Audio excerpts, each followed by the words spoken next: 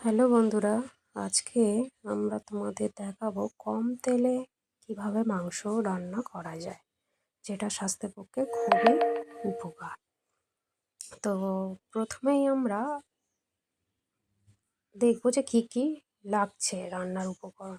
লাগছে অল্প পেঁয়াজ, একটু টমেটো, একটু কাঁচা লঙ্কা যে যেমন ঝাল খায় দেবে, আর লাগছে রসুন।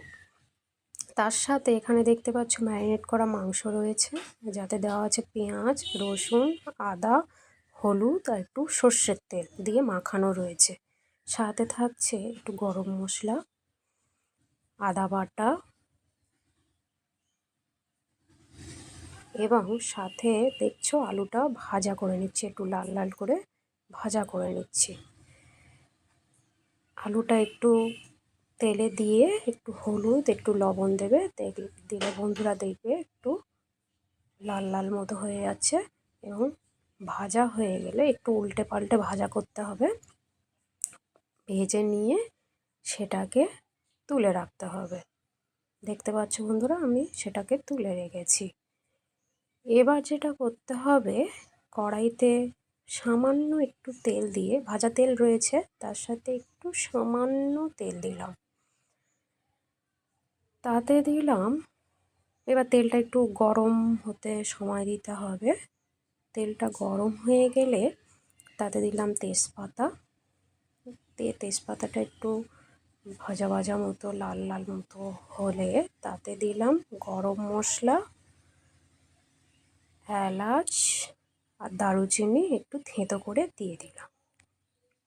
সেটা দিয়ে একটু নেড়ে চেড়ে নিতে হবে বন্ধুরা। এইটা দিলে তরকারি ভালো টেস্ট হয়। তাতে দিলাম একটু পাঁচফোড়নটা দিয়ে একটু নাড়াচাড়া করতে হবে। করে নিয়ে আঁচটা একটু কমিয়ে দিতে হবে, দিয়ে একটু নাড়াচাড়া করতে হবে। তারপরে আমরা দিয়ে দিলাম রসুন বাটা। দেখতে পাচ্ছ বন্ধুরা কত কম মশলায় রান্না হচ্ছে। রসুন বাটাটা দিয়ে একটু নাড়াচাড়া করে নিতে হবে, নিয়ে একটু যাতে রসুনের একটা সুন্দর গন্ধ বের হয়। রসুনের কাঁচা গন্ধটা বেশি ভালো লাগে না, একটু ভাজা ভাজা করলে একটা সুন্দর গন্ধ বের হয়। তো রসুনটাকে একটু নাড়াচাড়া করে নিতে হবে এবং অবশ্যই বন্ধুরা আঁচটা কমিয়ে দেবে, দিয়ে তোমরা নাড়াচাড়াটা করবে। এইভাবে একটু কিছুক্ষণ নাড়াচাড়া করার পর তোমরা একটু ওয়েট করবে, যাতে একটু ভাজা ভাজা হয়ে যায় এবং সুন্দর একটা গন্ধ বের হয়। একটু নাড়াচাড়া করে নিতে হবে ভালো করে। করে নিয়ে বন্ধুরা এবারে দিতে হবে পেঁয়াজ। কুচিয়ে রাখা যে পেঁয়াজটা ছিল সেটা দিয়ে দিতে হবে। দিয়ে এবার লঙ্কাটাও দিয়ে দিলাম, দিয়ে একটু নাড়াচাড়া করতে হবে।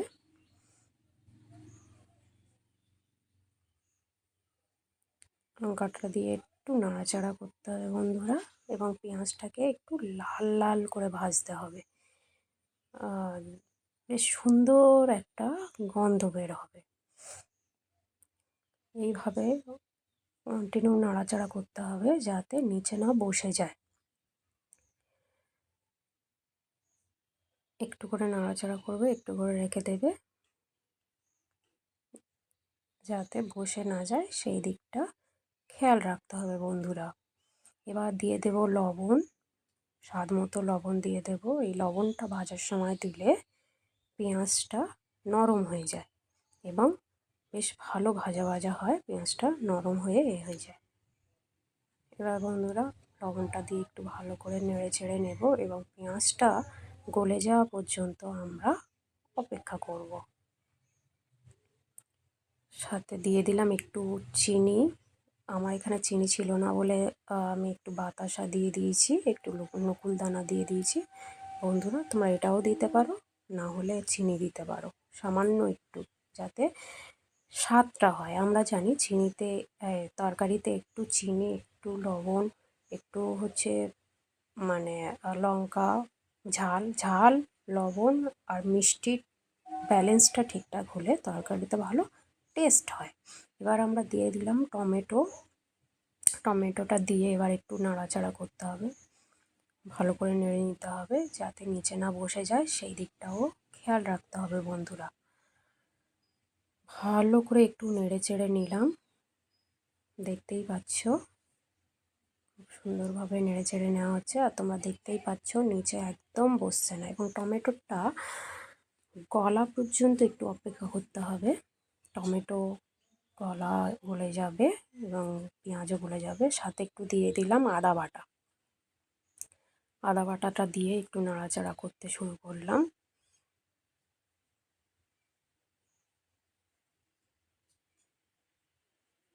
বন্ধুরা, আদাটার কাঁচা গন্ধ যাতে না থাকে একটু নাড়াচাড়া করে নিতে হবে। সাথে দিয়ে দিলাম হলুদ পরিমাণ মতো, দিয়ে আবার একটু নাড়াচাড়া করলাম।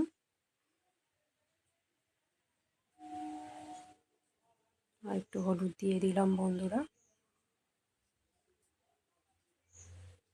এবার নাড়াচাড়া করতে হবে। একটু লঙ্কার গুঁড়ো দিয়ে দিলাম, যে যেমন লঙ্কা খেতে পছন্দ করো, ঝাল খেতে পছন্দ করো, সেইভাবেই লঙ্কার গুঁড়োটা দেবে। দিয়ে নাড়াচাড়া করবে। এবার সামান্য একটু জল দিয়ে দেবে, দিলে দেখবে গ্রেভিটা খুব সুন্দর হবে এবং নিচেও বসবে না। সামান্য একটু জল দিয়ে আমরা নাড়াচাড়া করতে শুরু করলাম বন্ধুরা, একটু নেড়ে দিলাম।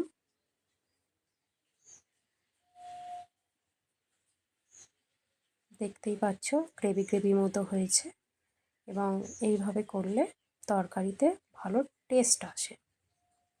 তোমরাও দেখবে করবে ঘরে, এইভাবে করে আমাকে জানাবে কেমন লাগলো খেতে। আশা করি তোমাদের সবারই ভালো লাগবে, এবং কম তেল যেহেতু, সেটা শরীরের পক্ষেও উপকার। সবসময় আমাদের প্রায় সময় আমাদের মাংসটা খেতে ভালো লাগে, কিন্তু অনেক সময় তেল খেতে ইচ্ছা করে না, তেল বেশি মশলা খেতে ইচ্ছা করে না, তখন আমরা এই কম তেলে করে খেতেই পারি। সাথে দিয়ে দিলাম সেই ম্যারিনেট করা মাংসটা বন্ধুরা তোমরা ম্যারিনেট করে 10 থেকে 15 মিনিট রেখে দেবে, তাতেই হবে। তোমরা আধ ঘন্টাও রাখতে পারো, রাখলে ভালো হয়। আমাদের এখন খুবই সময়ের অভাব, আমরা তাই 10-15 মিনিট রেখে রান্না করি।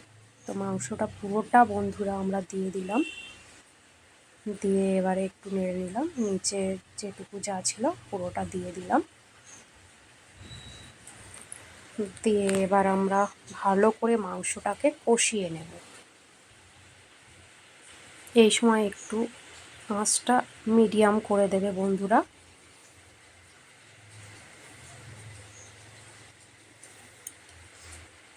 দিয়ে মাংসটাকে ভালো করে কষিয়ে নিতে হবে।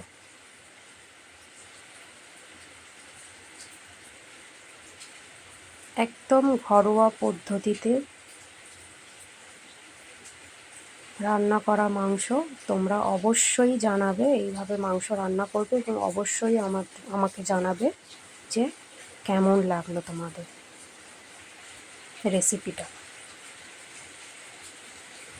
বন্ধুরা দেখতেই পাচ্ছ জল উঠছে, এইভাবে ভালো করে কষাতে হবে অনেকক্ষণ ধরে। দেখবে আস্তে আস্তে মাংসর কালারটা চেঞ্জ হয়ে যাবে এবং সুন্দর একটা গন্ধ বেরোবে। এইভাবে অনেকটা সময় নিয়ে মিডিয়াম আঁচে আমাদের রান্না করতে হবে বন্ধুরা।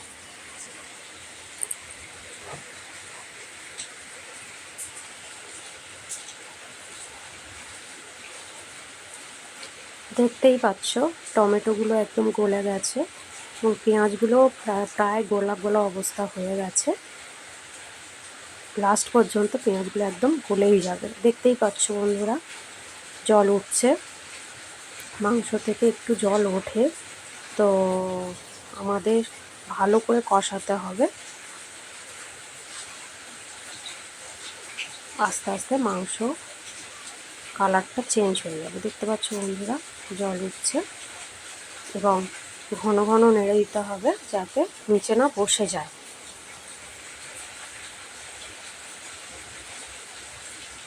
নিচে ধরে গেলে গন্ধ হবে। দেখতে পাচ্ছ বন্ধুরা জল কেমন উঠছে। এই জলটা ভালো করে কষিয়ে কষিয়ে একদম শুকনো করে দিতে হবে। এবার আমি দিয়ে দিলাম সেই ভেজে রাখা আলুটা। যেহেতু আমি এটা পোলট্রি মুরগি রান্না করছি, তাই খুব তাড়াতাড়ি সিদ্ধ হয়ে যায়, তাই আলুটা আমি আগে থেকেই দিয়ে দিলাম। যদি তোমরা দেশি মুরগি রান্না করো তাহলে মাংস জল দেওয়ার আগেই আলুটা দেবে, বা জল দিয়ে আলুটা দেবে, না হলে আলুটা গলে যাবে। বন্ধুরা এবার আমি একটু ঢাকা দিয়ে দিলাম। রসটা মরা পর্যন্ত আমাদের অপেক্ষা করতে হবে এবং কষিয়ে যেতে হবে। দেখতে পাচ্ছ বন্ধুরা মাংসের কালারটা কত সুন্দর হয়ে গেছে।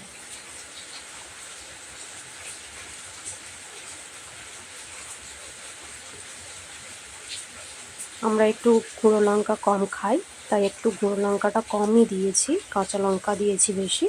তোমরা যদি মনে করো শুধু গুঁড়ো লঙ্কা করবে তাও করতে পারো, কিন্তু সাথে অল্প হলে একটু কাঁচা লঙ্কা দেবে, দিলে টেস্ট হবে। দেখতে পাচ্ছ বন্ধুরা জলটা পুরোপুরি শুকিয়ে গেছে। এইভাবে আরেকটু নেড়ে নেব এদিক ওদিক করে। আর দেখতে পাচ্ছ কি সুন্দর কালার চলে এসছে।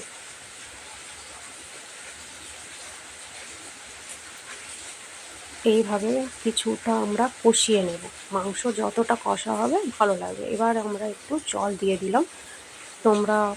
আমি একটু গরম জল দিয়ে দিলাম। তোমরা গরম জলও দিতে পারো, ঠান্ডা জলও দিতে পারো। গরম জলটা দিলে একটু ভালো টেস্ট হয় এবং তাড়াতাড়ি তরকারিটা ফুটেও যায়। ঠান্ডা জল দিলে একটু দেরি হয় ফুটতে, আর গরম জল দিলে একটু তাড়াতাড়ি ফুটে যায় এবং তরকারি টেস্টও হয়। তাই বন্ধুরা তোমরা গরম জল দিয়েও করতে পারো, ঠান্ডা জল দিয়েও করতে পারো, কোনো অসুবিধা নেই। তবে গরম জল দিয়েও করে খেয়ে দেখবে এবং ঠান্ডা জল দিয়েও করে খেয়ে দেখবে কোনটা কেমন টেস্ট হচ্ছে। অবশ্যই আমাকে জানাবে বন্ধুরা। এইভাবে একটু জল দিয়ে দিলাম। তোমরা যতটা ঝোল খাবে সেইভাবে জলটা দেবে। মাংসটা প্রায় সেদ্ধ হয়ে এসছে, হাফ সেদ্ধ, কষাতে কষাতে। জলটা তোমরা যেমনভাবে ঝোল খাবে সেইভাবে করে দেবে। আমরা একটু ঝোল বেশি খাই, তাই আমি একটু জলটা বেশি দিলাম এবং ঢাকা দিয়ে রেখে দিলাম। ঠিক আছে বন্ধুরা, এই আমার হয়ে গেছে রান্না করা। একটু গরম মশলা দিয়ে নামিয়ে নিলাম এবং কি সুন্দর দেখতে হয়েছে।